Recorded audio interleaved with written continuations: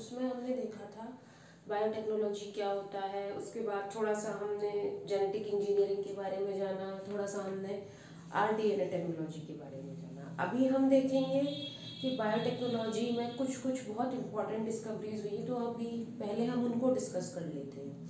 तो इसमें सबसे पहले हैं आपके ये एक Stanley Cohen and Herbert Boyer, ये दो साइंटिस्ट थे।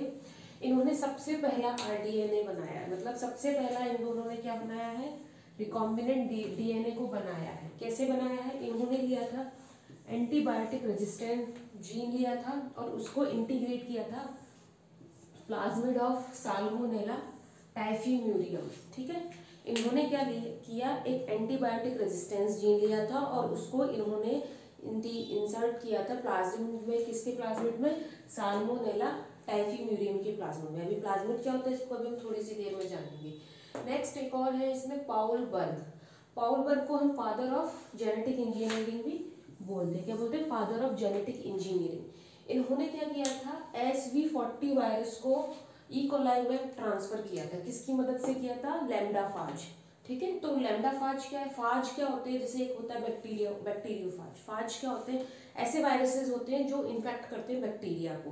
ठीक है, तो इन्होंने लैम्डाफाज की हेल्प से SV40 वायरस के जेनेटिक मटेरियल को ई-कोलाई में ट्रांसफर किया था। इनको नोबेल प्राइज भी मिला था 1980 में इसके लिए, है नोबेल प्राइज। अब देखो जो जेनेटिक इंजीनियरिंग है वो दो उसके बेसिक बहुत इंपॉर्टेंट पिलर्स हैं। मतलब एक कहा जाए कि ये पूरा जो जेनेटिक इंजीनियरिंग है इन्हीं दोनों का आउटकम है। जब इनकी डिस्कवरी हुई उसके बाद जेनेटिक इंजीनियरिंग आया।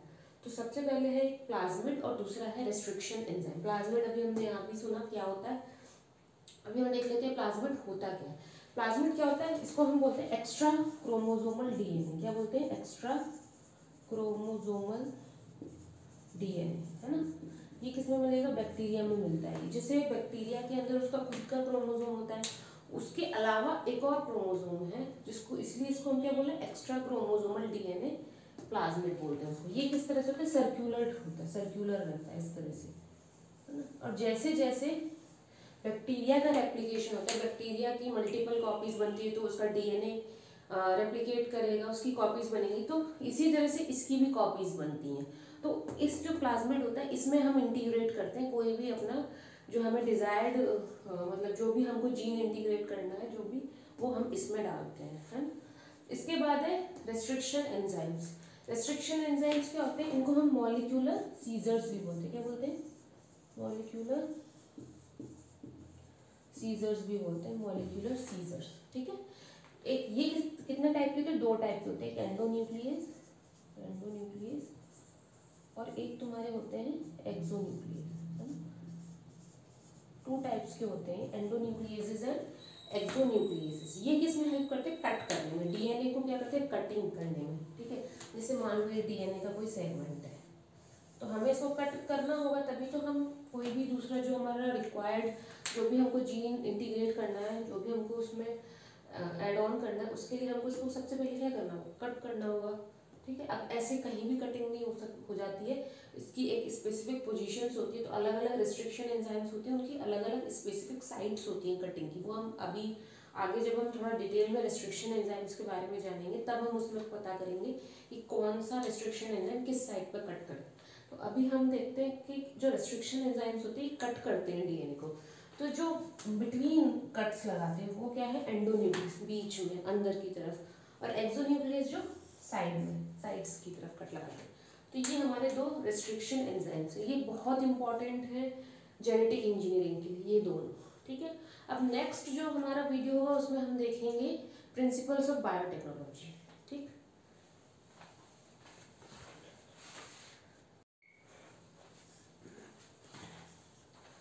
अब हम देखेंगे प्रिंसिपल्स ऑफ बायोटेक्नोलॉजी। तो दो प्रिंसिपल्स हैं जिस पे बायोटेक्नोलॉजी काम करती है।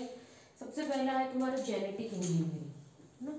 जेनेटिक इंजीनियरिंग, इसके बारे में हमने जो पहला वीडियो है उसमें इंट्रोडक्शन में बताया था कि जेनेटिक इंजीनियरिंग क्या होता है। तो जेनेटिक इंजीनियरिंग में क्या होता है कि ऑल्टर करते हैं जो केमिस्ट्री है, मतलब जब भी हम कोई दूसरा डीएनए का सेगमेंट किसी दूसरे सेल में इंटीग्रेट करेंगे तो थोड़ा बहुत जो उसका जो नेचुरल जो उसका सीक्वेंस था डीएनए का या जो नेचुरल केमिस्ट्री थी उसमें थोड़ा सा चेंज आएगा।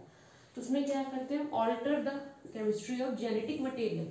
हम उसको ऑल्टर कर रहे हैं, ऑब्वियस सी बात है, हम कोई दूसरा जेनेटिक मटेरियल लेके किसी दूसरे ऑर्गेनिज्म में जब हम डालेंगे तो कुछ ना कुछ उसमें चेंजेस तो आएंगे ही उसके जेनेटिक मटेरियल में।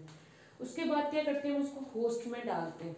जो हमने रिकॉम्बिनेंट डीएनए तैयार किया है उसको हम किस में इंटीग्रेट करेंगे, होस्ट में डालेंगे। और फिर वहाँ जब वो होस्ट में जाएगा, होस्ट में जाने के बाद वो क्या करेगा, मल्टीपल कॉपीज बनाएगा। जो एक्सप्रेशन होगा उसका एक्सप्रेशन होगा तो प्रोटीन बनेगा। उससे फिर क्या होगा, फिनोटाइप बदल जाएगा उसका। जैसे ही वो होस्ट में जाएगा तो उसका एक्सप्रेशन होगा जैसे हमें पता है एक्सप्रेशन में mRNA बनेगा, ट्रांसक्रिप्शन, देन उसके बाद ट्रांसलेशन में प्रोटीन बनता है, एंड देन प्रोटीन बनेगा तो उसका फिनोटाइप बदलेगा। कुछ ना कुछ उसका जो एक्चुअल का फिनोटाइप था उससे थोड़ा सा चेंज आएगा, क्योंकि अब हमने उसमें क्या किया है, कोई दूसरा उसमें हमने थोड़ा सा दूसरा आरएनए या उसमें थोड़ा सा जेनेटिक मटेरियल का दूसरा हमने उसमें इंटीग्रेट कर दिया उसके डीएनए में, तो कुछ ना कुछ उसमें चेंज आएगा। नेक्स्ट उसमें क्या है, मेंटेनेंस ऑफ स्टेराइल कंडीशन, है ना, मेंटेनेंस ऑफ स्टेराइल कंडीशन, ये बहुत ज़रूरी है। अगर स्टेराइल कंडीशंस नहीं होंगी तो इन्फेक्शन के चांसेस हो सकते हैं। हम कोई ग्रोथ कर रहे हैं, हम कोई दूसरा माइक्रो ग्रोथ करना चाहते हैं, हो सकता है इन्फेक्शन हो गए तो कुछ दूसरा माइक्रो ग्रोथ कर जाए। तो स्टेराइल कंडीशंस यानी माइक्रोबियल फ्री, है ना, कंटेमिनेशन नहीं होना चाहिए, कोई भी माइक्रोब का कंटेमिनेशन नहीं होना चाहिए, बहुत ज़रूरी है ना। तो कंटेमिनेशन फ्री कंडीशंस बनाना बहुत ज़रूरी है। उससे क्या होगा, जब कंटेमिनेशन फ्री कंडीशंस रहेंगी तो हमारा जो भी डिजायर्ड माइक्रोब है या कोई यूकैरियोटिक सेल का हम यूकैरियोटिक सेल को ग्रो कर रहे हैं उसका लार्ज क्वांटिटीज में ग्रोथ होगा। अदरवाइज कंटेमिनेशन हो जाएगा तो वो ग्रो नहीं कर पाएगा, फिर हमें जो डिजायर्ड प्रोडक्ट है वो नहीं मिल सकता। अगर वो ग्रोथ करेगा तो हम जो भी उसमें जीन डाल के जो भी लार्ज क्वांटिटीज में ऑब्टेन करना चाह रहे हैं, जैसे मान लो हम जो भी प्रोडक्ट चाहते हैं, जैसे एंटीबायोटिक्स चाहते हैं या वैक्सीन चाहते हैं या एंजाइम्स चाहते हैं, जो भी हम चीज़ें चाहते हैं, जो भी हमारा डिजायर्ड प्रोडक्ट है वो हम उसको फिर ऑब्टेन कर सकते हैं। तो कंटेमिनेशन फ्री यानी स्टेराइल कंडीशंस बहुत ज़रूरी है। और दूसरा जेनेटिक इंजीनियरिंग, ये दोनों हमारे प्रिंसिपल्स हैं बायोटेक्नोलॉजी के। ठीक है, अभी हम इसके बाद देखेंगे टूल्स क्या है बायोटेक्नोलॉजी के।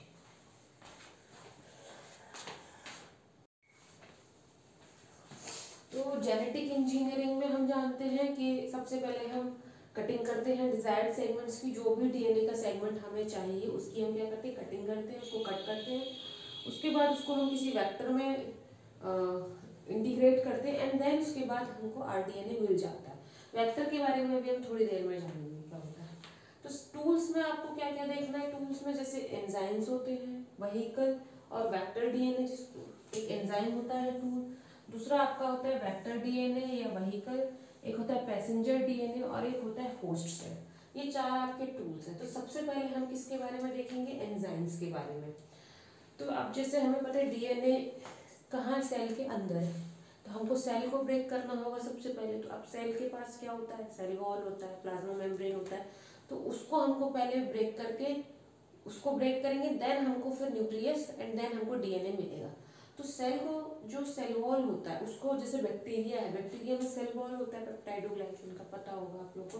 तो जो सेल वॉल को ब्रेक करने के लिए हमको क्या चाहिए, सबसे पहले लाइजिंग एंजाइम्स, जो क्या कराते हैं, लाइसिस कराते हैं। जैसे सेल है, सेल के पास क्या होता है, एक सेल वॉल होता है, उसके अंदर फिर न्यूक्लियस और उसके अंदर उसका डीएनए होता है। तो सबसे पहले हमको इसको ब्रेक करना है, ये जो सेल वॉल है इसको हमको ब्रेक डाउन करना है। उसको ब्रेक डाउन करने के लिए हमें क्या करना होगा, कोई लाइजिंग एंजाइम चाहिए।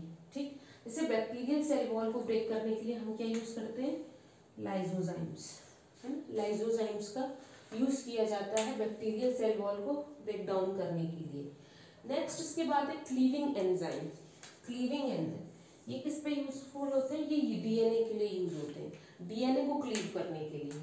तो ये तीन टाइप के हैं आपके, एक है एक्सोन्यूक्लियस, एक है एंडोन्यूक्लियस और एक है रेस्ट्रिक्शन एंडोन्यूक्लियस। ठीक, तो एक्सोन्यूक्लियस जैसे मैंने पहले ही बता दिया, साइड्स में कट लगाता है, साइड्स में बाहर की तरफ कट लगाता है।